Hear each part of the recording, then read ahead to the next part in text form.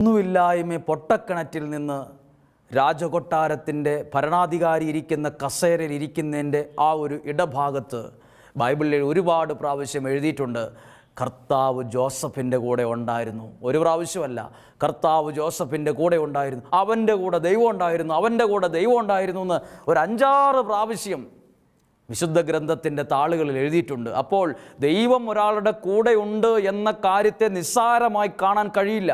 ദൈവം കൂടെയുള്ളതൊരു ഭാഗ്യമാണ്. ദൈവം നിൻ്റെ കൂടെ ഉണ്ട്. ഇന്ന് ഞാൻ നിങ്ങളോട് പറയുന്നത്, പരിശുദ്ധ അമ്മയോട് പറഞ്ഞില്ലേ കർത്താവ് നിൻ്റെ കൂടെ എന്ന്. ദൈവം കൂടെ ഉള്ളതിൻ്റെ ഗുണം, അനുഗ്രഹം എന്താണെന്ന് വിശുദ്ധ ഗ്രന്ഥത്തിലൂടെ പറയുവാൻ ആഗ്രഹിക്കുന്നു. മർക്കോസിൻ്റെ സുവിശേഷം 4-ാം അധ്യായം 35 മുതലുള്ള വാക്യമാണ്. ഈ വാക്യങ്ങൾ ദൈവം ഒരാളുടെ കൂടെ ഉണ്ടെങ്കിൽ ഉള്ള ഗുണത്തെക്കുറിച്ച് പറയാനും പഠിപ്പിക്കാനും ഈ ഒരു വിമലഹൃദയ പ്രതിഷ്ഠയുടെ ഈ ദിവസങ്ങളിൽ ഞാൻ ചെലവഴിക്കുകയാണ്. കാരണം മരിയ ഭക്തി എന്ന് പറയുന്നത് മറിയത്തിലൂടെ യേശുവിലേക്കാണ്. മറിയത്തിലൂടെ യേശുവിലേക്ക് വചനത്തിലേക്കാണ്. അപ്പം വചനത്തിന് അത്രയും പ്രാധാന്യമുണ്ട്. പരിശുദ്ധ അമ്മ 2 കൈയും നീട്ടി സ്വീകരിച്ച് സമർപ്പിച്ചത് വചനത്തിൻ്റെ മുമ്പിലാണ്. ആ വചനം നിങ്ങൾ ശ്രദ്ധിക്കുക. മർക്കോസിൻ്റെ സുവിശേഷം 4-ാം അധ്യായം 35-ാമത്തെ വാക്യം. അന്ന് സായാഹ്നമായപ്പോൾ, സന്ധ്യയായപ്പോൾ അവൻ അവരോട് പറഞ്ഞു, നമുക്ക്, ഓരോ വാക്കുകളും ശ്രദ്ധിക്കാമോ, നമുക്ക് അക്കരയ്ക്ക് പോകാം. അപ്പം യേശു ശിഷ്യന്മാരോട് പറയുവാണ്, നമുക്ക് അക്കരയ്ക്ക് പോകാം. അപ്പോൾ അടുത്ത വാക്യമാണ്, അവർ ജനക്കൂട്ടത്തെ വിട്ട് അവൻ ഇരുന്ന വഞ്ചിയിൽ തന്നെ അവനെ അക്കരയ്ക്ക് കൊണ്ടുപോയി. വിളിച്ചപ്പോൾ ഞങ്ങൾ വരുന്നില്ല, നീ പൊക്കോ, ഞങ്ങൾ പിന്നെ വന്നോളൂ എന്നല്ല, വിളി കേട്ട് ഒപ്പം നിന്ന കുറച്ച് പേരെ കാണാൻ പറ്റും. ഞാൻ ആ വാക്കുകളൊക്കെ പറയുന്നത് തൊണ്ടയിൽ നിന്നല്ല, ഹൃദയത്തിൽ നിന്നാണ്. വിളി കേട്ട് ഒപ്പം നിന്നവരെ ദൈവം ഉപേക്ഷിക്കില്ല കേട്ടോ. ഇവിടെ വിളിച്ചപ്പം ഒപ്പം നിന്ന കുറച്ച് പേരുണ്ട്. നമുക്ക് അക്കരയ്ക്ക് പോകാമെന്ന് പറഞ്ഞപ്പം ആരും എതിർത്തില്ല. ഒപ്പം നിന്ന് അവരും ഒപ്പം അവരുടെ കൂടെ പോയി. ഇരുന്ന വഞ്ചിയിൽ തന്നെ അക്കരയ്ക്ക് കൊണ്ടുപോയി. വേറെ വള്ളങ്ങളുണ്ടായിരുന്നു. 37-ാമത്തെ വാക്യം. അപ്പോൾ വലിയൊരു കൊടുങ്കാറ്റുണ്ടായി. അപ്പോൾ എന്ന് എവിടെ എഴുതിയിട്ടുള്ളത് എന്തിനാണ്? അപ്പോൾ ഒരു കൊടുങ്കാറ്റുണ്ടായി എന്ന്. അപ്പോൾ ആരാ നമ്മളോട് പറഞ്ഞ് ദൈവം കൂടെ ഉണ്ടെങ്കിൽ ഒരു പ്രശ്നം ഉണ്ടാകുകയില്ലെന്ന്? ദൈവം കൂടെ ഉണ്ടെങ്കിലും പ്രശ്നങ്ങൾ ഉണ്ടാകും. ഇതാ ദൈവം കൂടെ ഉണ്ട്.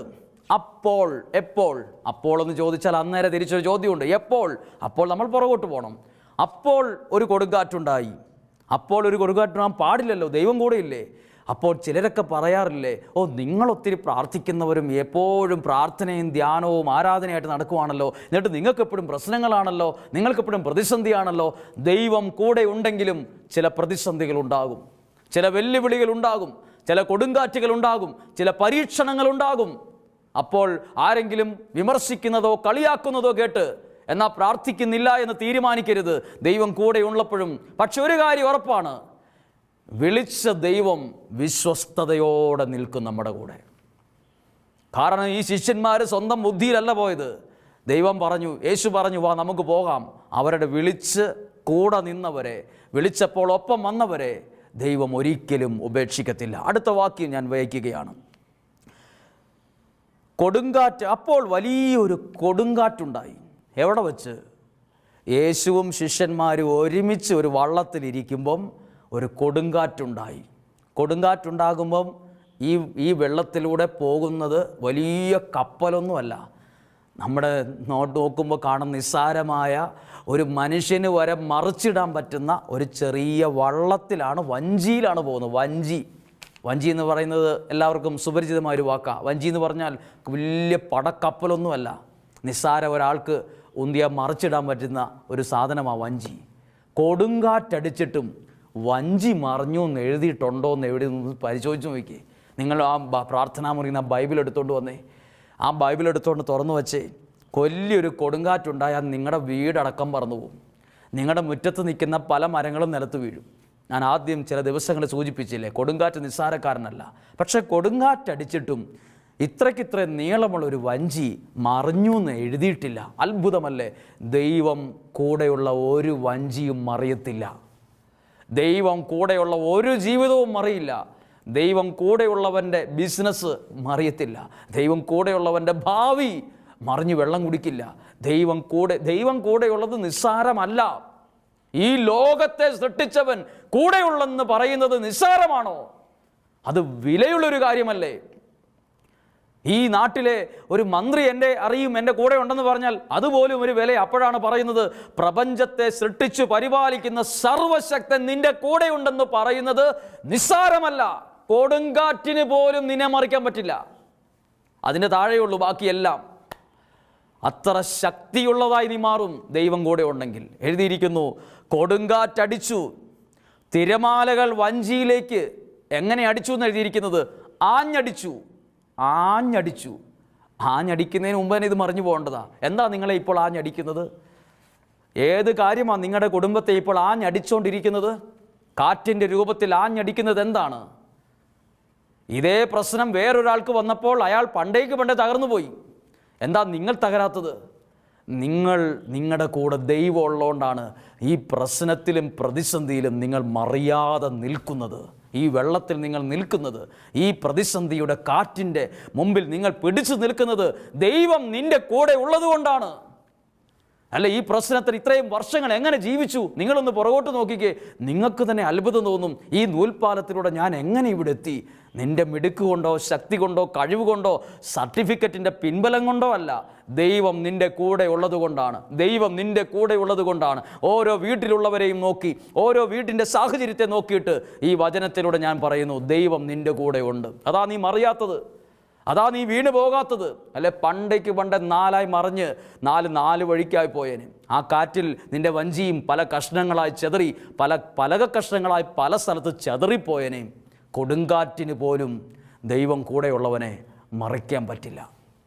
ആഗ്രഹമുണ്ട് കാറ്റിന് മറിച്ചിടണമെന്ന്, തകർക്കണമെന്ന്, അത് മുങ്ങിപ്പോണമെന്നൊക്കെ. കാറ്റിനൊരു ശീലമുണ്ട്, എല്ലാവരെയും മറിച്ചിട്ടൊരു ശീലമാണ് കാറ്റിന്. അതാ പറയാനുള്ളൂ, ഞാൻ എത്ര വലിയവനെ മറിക്കും, ഏത് വലിയ മരത്തെ ഞാൻ അടിച്ച് തകർക്കും. കാറ്റിങ്ങനെ പറയും, ഞാൻ എല്ലാത്തിനെയും തകർത്തിട്ടേ ഉള്ളൂ.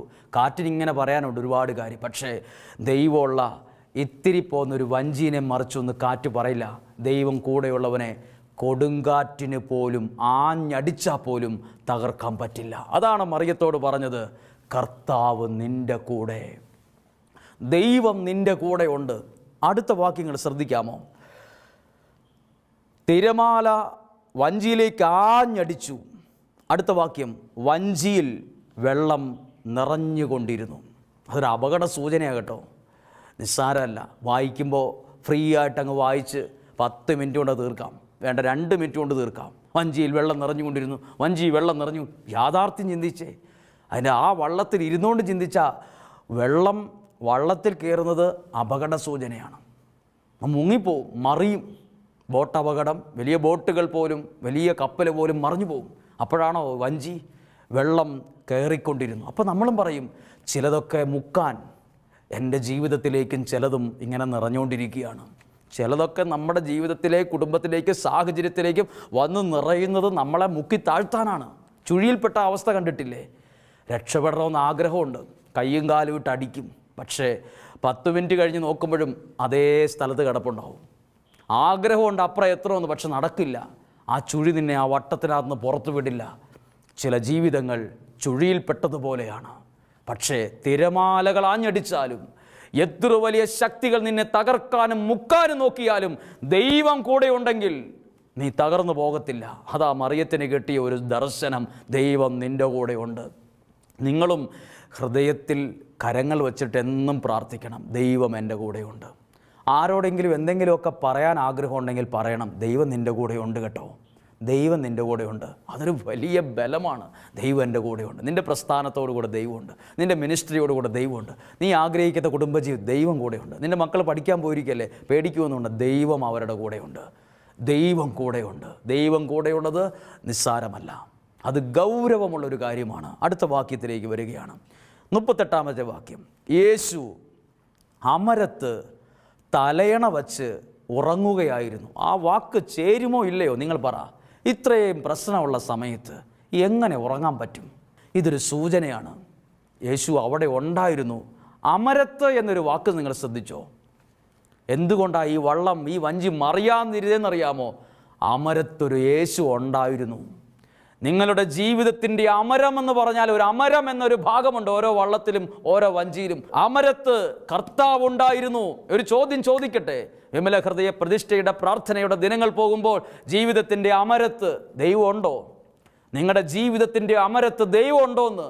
നിങ്ങളുടെ ബിസിനസ്സിൽ കണക്ക് കൂട്ടിയും രാവിലെ കട തുറന്നു, വൈകുന്നേരം അടച്ചു, തിരിച്ചു വന്നു, പാർട്ടിക്ക് പോയി, ബർത്ത്ഡേ പാർട്ടി പോയി, ആ ഒരു കാര്യത്തിന് പോയി, കുറേ ഭക്ഷിച്ചു. ജീവിതത്തിൻ്റെ അമരത്ത് ദൈവമുണ്ടോ? ബർത്ത്ഡേ പാർട്ടി, ആ പാർട്ടി, ഈ പാർട്ടി, നമുക്ക് തിരക്കോട് തിരക്കാ. ഇരിക്കാൻ നേരമില്ല, കിടക്കാൻ നേരമില്ല, പ്രാർത്ഥിക്കാൻ നേരമില്ല, വചനം വായിക്കാൻ നേരമില്ല, ആരാധനിക്കാൻ നേരമില്ല. ജീവിതത്തിൻ്റെ അമരത്ത് ദൈവമില്ലെങ്കിൽ വളരെ ഗൗരവമായി ശ്രദ്ധിക്കണം, അത് അപകടമാണ്. അല്ലെങ്കിൽ ചിലതൊക്കെ നിന്നെ മറിച്ചും താഴ്ത്തിയും കളയും. കാറ്റ് നിസ്സാരക്കാരനല്ല, വെള്ളവും നിസ്സാരക്കാരനല്ല. ഇത് രണ്ടിനും അസാധാരണ ശക്തിയുള്ളതാണ്. വെള്ളം വലിച്ചു താഴ്ത്തും, കാറ്റ് മറിച്ചിടും ഏത് വലിയവനെയും. പക്ഷേ അമരത്ത് കർത്താവുണ്ടെങ്കിൽ നീ മറിയത്തില്ല. നിൻ്റെ ജീവിതം മറിഞ്ഞു പോകില്ല. ഒരുപാട് പേരുടെ ജീവിതങ്ങൾ മറിഞ്ഞതായിട്ട് നമ്മൾ കണ്ടിട്ടുണ്ട്. ഒരുപാട് പേരുടെ ജീവിതം ചില വെള്ളം കയറി മുങ്ങിപ്പോയതും കണ്ടിട്ടുണ്ട്. അവരുടെ ഒന്നും ജീവിതത്തിൽ കർത്താവില്ലായിരുന്നു എന്നുള്ളത് ഒരു സത്യമുള്ള കാര്യമാണ്. എന്നാൽ മറ്റൊരു സത്യം പറയട്ടെ, അമരത്ത് കർത്താവുള്ള ഒരാളുടെ ജീവിതവും ഈ ലോകത്ത് എവിടെയും മറിഞ്ഞും താഴ്ന്നും തകർന്നും നഷ്ടപ്പെട്ടു പോയിട്ടില്ല. അത് വിശ്വസിച്ചേറ്റെടുത്തു. കർത്താവ് എഴുതിയിട്ടുണ്ട് അടുത്ത വാക്യത്തിൽ, യേശു അമരത്ത് തലയണ വെച്ച് അവിടെ ഉണ്ടായിരുന്നു. ആ പ്രതിസന്ധിയിൽ കർത്താവ് ഉണ്ടായിരുന്നു. ആ കൊടുങ്കാറ്റിൽ കർത്താവ് ഉണ്ടായിരുന്നു. ആ തിരമാലയുടെ ആഞ്ഞടിക്കലിൻ്റെ അവസ്ഥയിലും ദൈവം ഉണ്ടായിരുന്നു കൂടെ. അതുകൊണ്ടൊക്കെയാണ് മുങ്ങിപ്പോകാത്തത്. എൻ്റെ മിടുക്ക് കൊണ്ടും ശക്തി കൊണ്ടുമാണ് ഞാൻ പിടിച്ചു നിൽക്കുന്നതെന്ന് പറയരുത്.